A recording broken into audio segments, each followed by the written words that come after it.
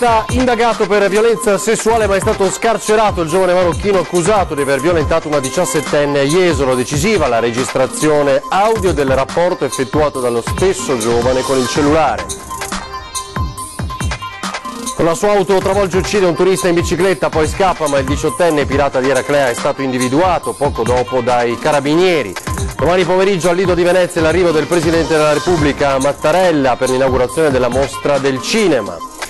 Scoppia una bombola di gas, esplosione distrugge la dépendance di una villetta a Ceggia nel Veneziano. Fortunatamente non c'era nessuno nell'edificio al momento della deflagrazione. Elettricista padovano aveva in casa 2 mitragliatori e 80 munizioni da guerra. L'uomo arrestato dalla polizia che cercava droga in casa. Si sospettano legami con la mala del Brenta. A Preganziolo lungo il terraglio scorribande di clienti prostitute, cartello di minacce appeso da un residente. Basta o vi fotografiamo, ma non tutti sono d'accordo.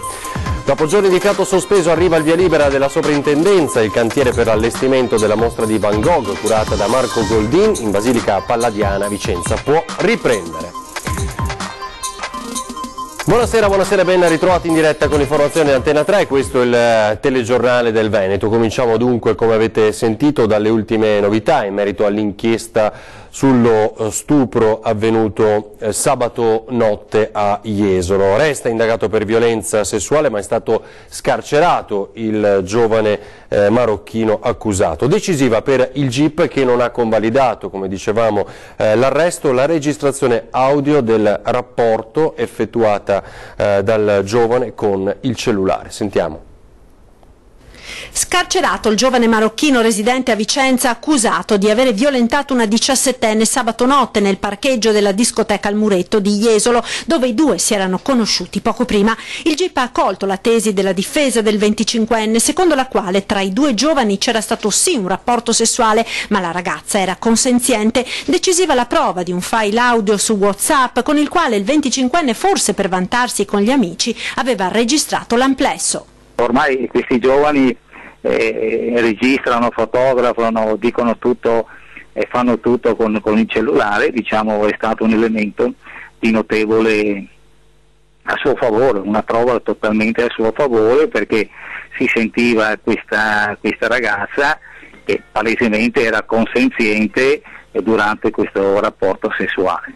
Secondo l'ultima ricostruzione, dunque, i due giovani, dopo essersi conosciuti ed avere flirtato nel locale, sono usciti, si sono allontanati mano nella mano, immortalati dalle telecamere di sorveglianza, e si sono appartati poco lontano nel Verde, dove avrebbero consumato il rapporto sessuale. Dopodiché il ragazzo è rientrato in discoteca per continuare la serata con gli amici, mentre la 17enne ha atteso all'uscita le amiche, alle quali ha fornito tra le lacrime la versione dello stupro, che ha portato poco più tardi all'arresto del magrebino, giovane che ha fin dall'inizio proclamato la propria innocenza. È un rapporto consensuale condiviso con questa ragazza e anche lui non si spiega perché successivamente c'è stato questo cambiamento si è messo a piangere. Alla fine dell'interrogatorio ho avuto anche un attimo di emozione, perché per me era un incubo. Il 25enne, scarcerato e tornato a casa dopo la deposizione in tribunale, resta comunque indagato per violenza sessuale. Le indagini, gli accertamenti anche sul materiale audio e video sequestrato continuano. Ora 2 casi di pirati della strada nella nostra regione. Con la sua auto travolge e uccide un turista in bicicletta, poi scappa, ma il 18enne di Eraclea è stato individuato poco dopo dai carabinieri. Sono stati gli stessi genitori di questo ragazzo a denunciarlo. Ho avuto un piccolo incidente, nulla di grave, ma quelle parole non potevano convincere mamma e papà. Non visto lo stato alterato del loro ragazzo 18enne, tornato a casa per dormire ormai al mattino, e soprattutto non visto lo stato dell'auto, ammaccata, con un fanale rotto e una ruota quasi squarciata. Non era il risultato di una foratura. Nello stesso momento, alle porte di Eraclea Mare, i carabinieri stavano iniziando la ricerca del pirata della strada che aveva travolto e ucciso un 60enne turista sloveno in bicicletta nei pressi del ponte di Revedoli. A notare il corpo esanime sulla provinciale 90 era stata una donna, alle 6, e la tragedia si era consumata poco prima. Nulla da fare per l'uomo nonostante l'arrivo del suo M118. Era in vacanza con la famiglia in un campeggio di Caorle e aveva scelto di fare un giro in bici. I carabinieri avevano iniziato a eseguire i rilievi, alcuni pezzi della carrozzeria erano rimasti a terra in seguito all'impatto, compresi frammenti del fanale. Probabilmente avrebbero trovato comunque il responsabile, ma ad accorciare i tempi ci hanno pensato i genitori del 18enne.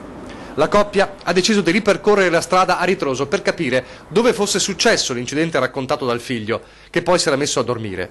Così mamma e papà si sono imbattuti nei carabinieri che stavano facendo i rilievi nel luogo del dramma. E pur sotto shock hanno trovato la forza di raccontare quello che era successo poco prima.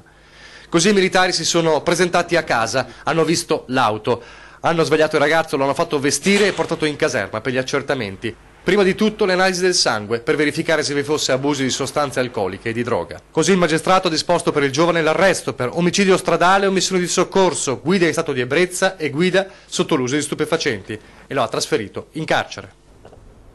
Così era Clea, episodio simile invece a Montagnana nel Padovano, dove è stato travolto un 37enne che ora è in gravi condizioni.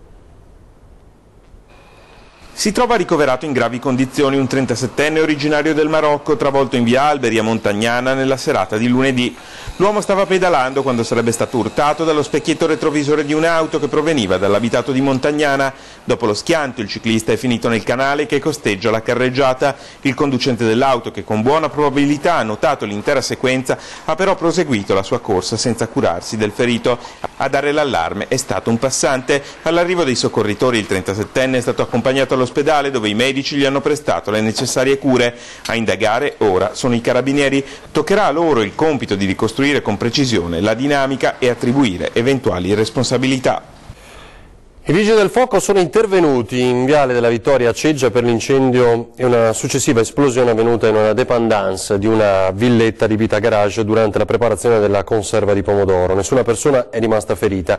All'arrivo dei vigili del fuoco, mentre era in corso l'incendio, si è verificato lo scoppio poi della bombola e una conseguente esplosione che ha danneggiato in maniera irreparabile la struttura di circa 40 metri quadri. Le squadre dei pompieri di San Donà di Piave e Motta di Livenza, intervenuti con 4 automezzi, 14 operatori, hanno circoscritto le fiamme, evitando l'estensione all'attigua abitazione di cui sono stati danneggiati anche gli infissi. Le operazioni di soccorso sono terminate dopo circa 3 ore.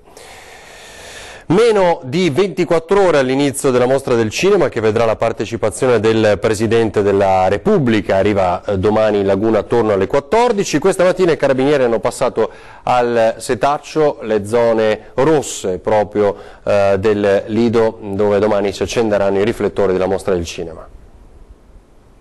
Maxi operazione dei carabinieri a carattere preventivo dalle prime ore dell'alba in vista dell'apertura della mostra del cinema. I militari si sono concentrati su 2 aree specifiche, l'ingresso del Ponte della Libertà e le zone abbandonate e degradate del Lido.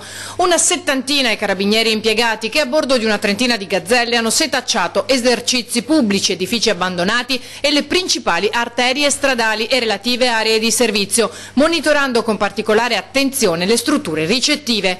Quasi 1000 le persone identificate, 10 segnalate all'autorità giudiziaria in stato di libertà per reati vari, 10 irregolari sul territorio nazionale, 15 esercizi pubblici ispezionati, 98 contravvenzioni e il codice della strada. Per l'operazione è stato chiesto il supporto anche di unità cinofile e di elicotteri per garantire la massima sicurezza, anche se, ha evidenziato il Presidente Baratta, non deve essere la paura a dominare la nostra vita. Se cominciamo a pensare che la sicurezza domina la nostra vita, ci siamo già chiusi da soli in una prigione, non vale più neanche la pena di dire chi siamo, perché siamo autoprigionieri. La paura, la risposta con... la paura vuol dire consegnarsi in mano a qualcuno. La parola sovranità e la parola paura non possono stare insieme. La sicurezza sarà ai massimi livelli per l'apertura della 74esima mostra del cinema, che mercoledì 30 agosto, giorno dell'inaugurazione, vedrà la partecipazione del Presidente della Repubblica Sergio Mattarella, insieme ad una folta presenza di ministri.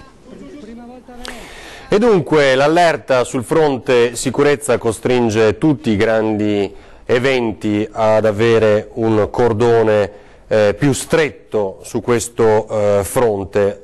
Ci si deve dotare di misure di sicurezza straordinarie. Domani inizia anche l'Home Festival a Treviso, ne parliamo più diffusamente nel telegiornale delle 19:30. L'ormai vicino Palio di Montebelluna non fa eccezione. porre un attimo di sicurezza in più non costa assolutamente nulla e anche dà una garanzia, quindi abbiamo posto delle barriere, delle sicurezze sugli accessi più importanti alla manifestazione. Ed è così che dopo Nizza, Berlino e Barcellona, per avere un po' di sicurezza in più bisogna blindare gli accessi a piazze e manifestazioni, ovunque, anche a Montebelluna, dove mai si sarebbe pensato che anche il tradizionale palio del Mercato Vecchio potesse diventare bersaglio potenziale di un attacco terroristico. La manifestazione, che inizia stasera e si concluderà domenica con la corsa dei carri spinti dalle varie contrade che si contendono al palio, richiama migliaia di persone, tutte nell'area pedonale tra Municipio, Loggia dei Grani e Piazza Negrelli. E non bisogna lasciare nulla al caso, ogni varco deve essere sorvegliato e bloccato. I varchi principali andranno chiusi e presidiati. Ora, da un lato metteremo proprio dei New Jersey in cemento, perché è una garanzia ovviamente per bloccare eventuali attentatori, perché non sempre devono essere terroristi, insomma, e gli altri vengono presidiati con transenne con mezzi di protezione civile. Verso ovest, a delimitare l'accesso, ci sono già questi robusti blocchi d'acciaio. Qui invece, all'incrocio tra via Roma e Corso Mazzini, saranno posizionati già da domani New Jersey e transenne. A nord, in via Dalmazia, un mezzo della protezione civile bloccherà l'accesso. In tutti gli altri varchi pedonali, transenne sistemate a triangolo per garantire maggiore resistenza. Perché non si deve mai perdere contro chi fa terrorismo, no? Ne stando a casa. Pronto quindi il dispositivo di sicurezza antiterrorismo, con una cinquantina di persone fra protezione civile, vigili e volontari. Sperando che vada tutto bene, non solo sul versante della sicurezza. A preoccupare infatti c'è anche il rischio maltempo. Abbiamo le previsioni che parlano della fine di questo periodo di caldo sabato e domenica con l'arrivo dei temporali, e qui abbiamo tensostrutture, abbiamo gente all'aperto, quindi monitoreremo, abbiamo un anemometro predisposto nella zona del capannone della tensostruttura, pronti a far evacuare prima che l'evento arrivi. 219 le strutture in Veneto che sono state confiscate alla mafia e che potrebbero essere ora a disposizione, come sapete, di famiglie bisognose dopo lo sfratto o anche per l'accoglienza dei migranti. L'ipotesi cui sta lavorando il Ministero dell'Interno di usare i beni confiscati alle mafie come uno dei canali per l'emergenza abitativa e per mettere a disposizione strutture per italiani migranti in caso di sgombero di edifici occupati si innesta su un percorso già attivo, come spiega il direttore dell'Agenzia dei Beni Confiscati Emilio Mario Sodano. In Veneto, dicevamo, sono 219 le strutture di questo tipo, di cui 101 già destinate a enti. Il percorso che semmai va reso più efficiente, questo è quel che sostiene Ennio Mario Sodano. Al momento, aggiunge, non siamo ancora stati coinvolti dal Viminale, ma credo avverrà più in là. Dunque questa ipotesi sembra concretizzarsi con relative polemiche già scatenate nelle ultime ore. Adesso siamo in grado di mostrarvi il volto, le ferite pesantissime, i segni sono molto chiari, del ragazzo che è stato pestato soltanto pochi giorni fa al Vaniglia di Jesolo. È tornato da poche ore a casa dopo aver rischiato di morire per quel pestaggio violentissimo. È Daniele Bariletti, sentiamo le sue parole. Mi sto riprendendo fisicamente.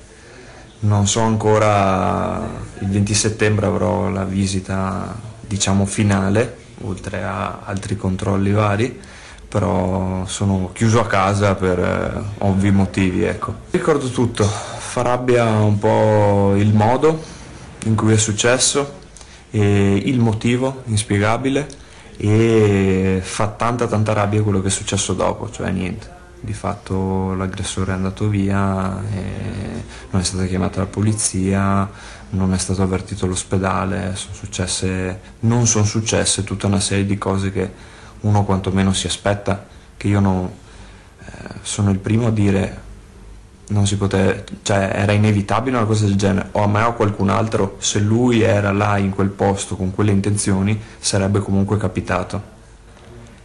Però tutto ciò che non è successo dopo fa un po' di rabbia, ecco. Fa un po' di rabbia. Fa un po' di rabbia anche pensare che lui sia, tra virgolette, libero. Penso sia sotto controllo, siamo stati rassicurati, però lui è libero. Ha una denuncia che gli pende sulla testa, però è libero. Ancora vedete il volto tumefatto e una vistosissima cicatrice in testa. Aveva in casa 2 mitragliatori e 80 munizioni da guerra. L'insospettabile elettricista arrestato dalla polizia di Padova si crede possa aver avuto legami con la mala del Brenta. Non si aspettavano di trovarsi davanti a una Santa Barbara gli agenti della squadra mobile della questura di Padova, che nel pomeriggio di lunedì hanno perquisito d'iniziativa la casa di un insospettabile elettricista.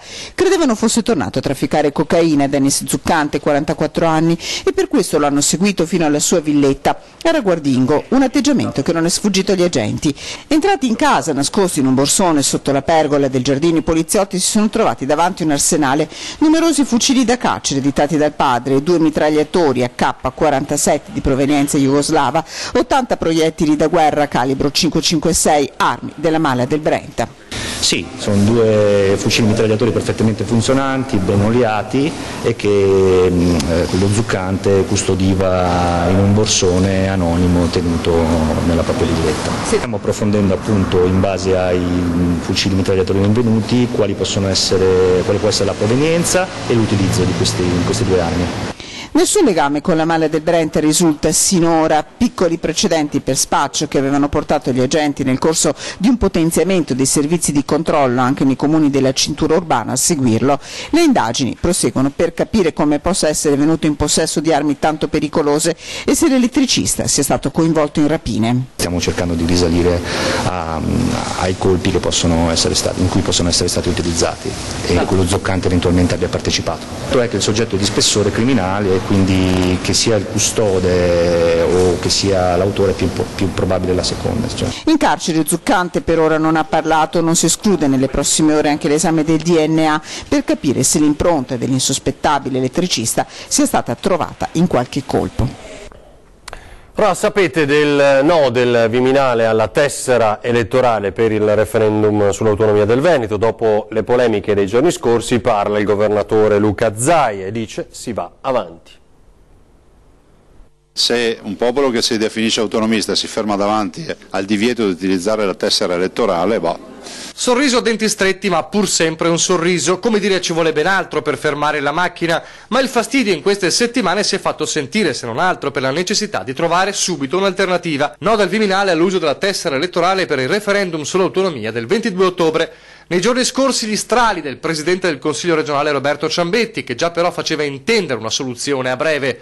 Zaia conferma, partendo da lontano. Il referendum è autorizzato dalla Corte Costituzionale in virtù di una sentenza per cui più serio di così si muore. Ai seggi d'appartenenza, dicono da Palazzo Balbi, gli elettori veneti esibiranno un documento di identità, esprimeranno il voto che sarà regolarmente registrato e probabilmente riceveranno una ricevuta. Tutto verrà reso noto a breve. La macchina non si può fermare. Per i detrattori resta il segno che si tratta di poco più di un sondaggio, per il governatore invece un chiaro messaggio. Potrei anche dire che questa è la prova che non c'è una minima collaborazione per questo referendum, però non ci preoccupa.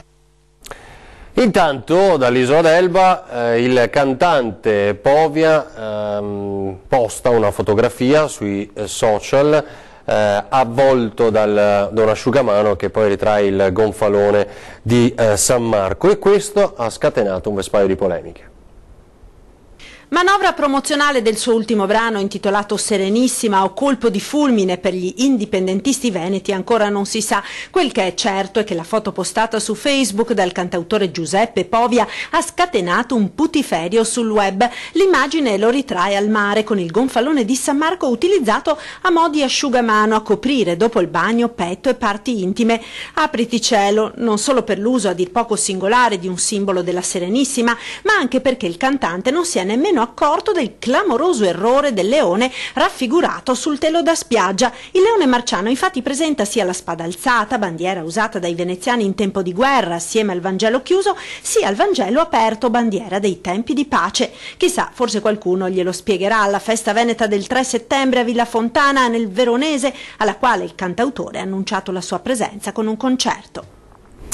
Si è insediata stamani a Venezia, presso Palazzo Ferrofini, sede dell'Assemblea legislativa del Veneto, la commissione d'inchiesta per le acque inquinate in relazione alla contaminazione, sapete, da sostanze FAS. A presiederla sarà il consigliere regionale del Movimento 5 Stelle Manuel Brusco, individuato all'unanimità tra i componenti di minoranza della Commissione. Quest'ultima sarà chiamata a valutare i risultati del piano di monitoraggio sulle matrici di interesse alimentare in relazione alla contaminazione da FAS in alcuni ambiti del territorio regionale, nonché i risultati del monitoraggio su alimenti e sugli umani, per capire se esiste una soglia di tossicità, conoscendo in primis se e quante di queste sostanze si possono essere insinuate negli animali, nelle coltivazioni e di conseguenza nell'uomo, e se tali quantità siano o no pericolose.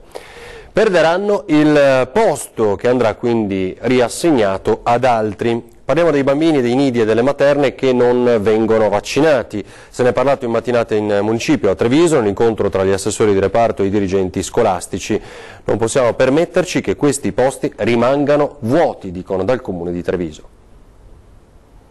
I bambini non vaccinati rischiano di vedere assegnato il loro posto nei nidi e nelle materne a chi li segue in graduatoria. Quello dei posti occupati dai bimbi di famiglie che dei vaccini non vogliano saperne è uno dei nodi affrontati in mattinata dai dirigenti scolastici del capoluogo nell'incontro convocato in municipio dall'assessore di reparto Caterina Cabino. Questi sono posti che per le scuole dell'infanzia possono essere occupati da altri che magari li seguono nella graduatoria e sono nelle liste d'attesa, ma la stessa cosa può avvenire per i nidi. Poi noi molto probabilmente cercheremo di capire meglio anche con riferimento ad altri comuni come ci si può regolare, perché il posto non può assolutamente essere lasciato vuoto. Anno di transizione lo definisce l'assessore, che però aggiunge la legge parla chiaro. Se è esplicita la non volontà di farla, è la legge chiara. In presenza di assenza di volontà di vaccinazione, l'accesso è proibito, è vietato. Se ci sono altri motivi, chiaramente si confida nel fatto che l'immunità di gregge è comunque garantita. Al tavolo ULSS assente, invito ricevuto troppo tardi, nessuna polemica tra i due enti, chiariscono da Cassugana. L'azienda sanitaria ha anzi fatto avere agli uffici municipali tutto il materiale informativo del caso. Stiamo preparando una lettera per tutti i bimbi iscritti al nido, i bimbi nostri. Prepareremo questo modello che è stato elaborato dal Ministero dell'Università e della Ricerca anche per le scuole paritarie, e quindi lo invieremo a tutte quante le scuole comunicando questa decisione. Cercheremo di fare in modo che di illustrare i contenuti appunto della normativa alle famiglie. Né linea morbida né linea dura, concludono da Cassugana, ci si limiterà ad applicare la legge. Ieri la pubblicazione del provvedimento della Consob, stiamo parlando di Veneto Banca, la multa agli ex vertici. Oggi siamo andati a Montebelluna per raccogliere le prime reazioni tra i risparmiatori. Forse gli ha dato troppo poco di multa. Forse troppo tardi, ma cosa si può pensare? Poi non so se le cifre sono adeguate a quello che ha combinato. Il giorno dopo la pubblicazione delle sanzioni agli ex vertici di Veneto Banca, a Montebelluna è il momento delle considerazioni a caldo, e sono reazioni per lo più amare o disilluse quelle che si possono raccogliere. La multa combinata dalla Consob ammonta sì in totale a quasi 5 milioni e mezzo, 5 milioni e 485 mila euro per la precisione, sanzione però variamente distribuita sulle teste di ben 36 ex dirigenti della banca. Fra questi in primis Vincenzo Consoli, amministratore delegato dal 2011 al 2014 e quindi direttore generale fino al 2015. In lui, si legge nella delibera, Consob ha ravvisato anche violazioni addebitabili a titolo di dolo e dovrà pagare in tutto 540 mila euro. Forse non andrà a finire così. Credo che un po' alla volta tutte le cose si andranno lentamente a sedimentare e nessuno pagherà niente. Multe anche per gli altri esponenti di spicco di quegli anni, fra cui Trinca, Antiga e Zoppas, fino ai più recenti Favotto, Vardanega, Bolla e altri. A tutti loro la Consob contesta in primo luogo le irregolarità nei finanziamenti concessi ai clienti per l'acquisto delle azioni di propria emissione. No, ma diviso per tutti quei signori lì, io forse li avrei puniti un po' di più. Cioè, spero che non sia finita qua. Sappiamo i danni che sono stati fatti, sappiamo cosa è successo, sappiamo il clima che c'è, sappiamo la gente cosa ne pensa. Sembra quasi un palliativo, come dire vabbè diamo una multina e poi le cose forse si sistemano, ma non penso proprio. Sicuramente c'è stata una mancanza di vigilanza e è opportuno, è un segnale. Insoddisfatte anche le associazioni degli azionisti. provvedimento che purtroppo è tardivo. Questa è una smaccatura nei confronti dei risparmiatori, perché sono soldi che vanno agli enti, non vanno ai risparmiatori. Ora si divide il quartiere di Preganziola, a pochi passi dal Terraglio, teatro di notte di scorribande di clienti e prostitute. Il cartello di minaccia appeso da un residente, basta, via di qui o vi fotografiamo, non trova tutti i residenti d'accordo. Potrebbe essere anche un'idea, sinceramente, perché sul Terraglio qua se ne vedono un po' di tutti i colori. L'uomo ragionevole adatta se stesso al mondo, quello irragionevole no, ed è proprio da quest'ultimo che dipende il progresso, lo diceva Bernard Shaw, e in questa zona, a ridosso del Terraglio, nel territorio di Preganziol, ormai tutti si sono abituati a convivere con le prostitute, o quasi, perché qualcuno nei giorni scorsi la ragione l'ha persa e ha affisso questo messaggio sui paletti della strada. Si avvertono prostitute, clienti e magnaccia che le scorribande con le auto per le stradine e i vari servizi sessuali sotto le case non sono più tollerati, o rispettati il territorio o verrete fotografati. Penso abbia fatto bene, insomma, perché certe persone magari vogliono salvaguardare la famiglia e un po' l'ambiente e quindi ci tengono a sta roba qua. A me sinceramente il problema non è pesante perché non ne vedo sinceramente. Chiaramente di sera per strada ne vedi tante, però giù per di qua è tutto tranquillo, insomma. Forse è un sistema anche per far sì che le autorità si diano una mossa. Di notte, quando le luci delle case illuminano i vialetti, in queste stradine si anima la vita focosa di clienti e lucciole. Lo scenario del loro amore più che altro è il distributore vicino lungo il Terraglio, ma alcuni si appartano qui, molti, ormai abituati, nemmeno provano fastidio. Sì, la sera qualcuno qua viene, si apparta, sì, vanno nelle stradine interne. Sono d'accordo io. Sinceramente io la sera non sono in giro, però che possa dare un fastidio tale, cioè il travese che sicuramente credo che non sia una cosa bella da vedere, sicuramente, ma che raga fastidio non so a chi. Dopo giorni con il fiato sospeso, via libera per Marco Goldin e il suo Van Gogh a Vicenza.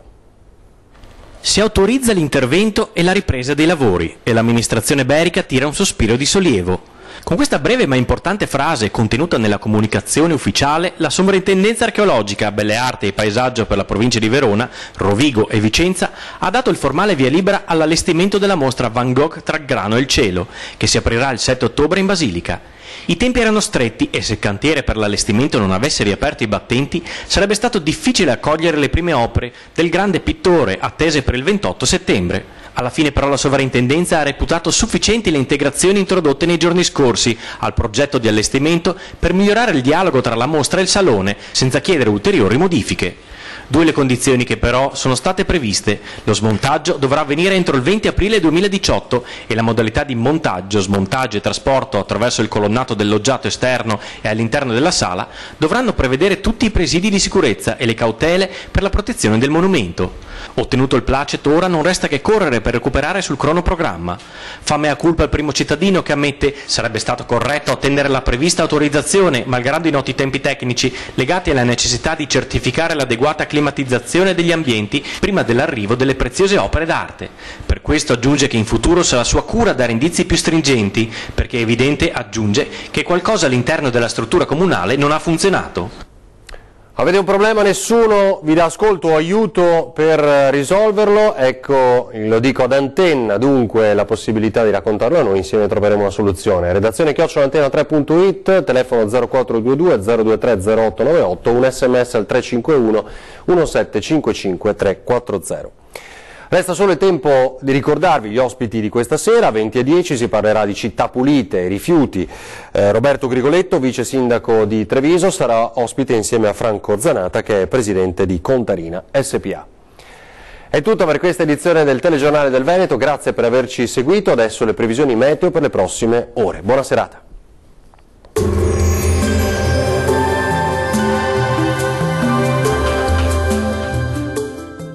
Estate, Annuale Venezia, il parco acquatico per famiglie e ragazzi. 8 piscine, idroscivoli, animazioni. Acqua Estate è Annuale Venezia. Ultimo giorno di presenza dell'alta pressione Polifemo e dunque bel tempo, poi da giovedì, venerdì sarà atteso un peggioramento. Vediamo intanto la previsione del tempo per il 30 agosto. Sulle Veneto giornata all'insegna di un ampio soleggiamento su tutto il territorio regionale, saranno rare le nubi. Vediamo anche le temperature, le massime risultano essere comprese tra i 27 e i 33 gradi, valori notturni previsti tra 16 e 20 gradi circa. Che tempo farà sul Friuli Venezia Giulia? Anche qui avremo un'ennesima giornata piena di sole. Clima meno caldo, infatti le temperature massime sono attese tra i 27 e i 31 gradi, mentre i valori notturni sono previsti tra i 17 e i 19 gradi circa. Andiamo ora a vedere che tempo farà sul Trentino Alto Adige. Anche qui sarà una bella giornata di sole, il cielo sarà sereno e limpido su tutto il territorio. Temperature massime previste tra i 32 e i 35 gradi, valori notturni attesi sui 15-17 gradi circa. Il mare sarà poco mosso, localmente calmo nel Golfo di Trieste, i venti moderati da sud-est localmente deboli e meridionali sul Golfo di Trieste. Dal meteo di Antenna 3 per ora è tutto, arrivederci.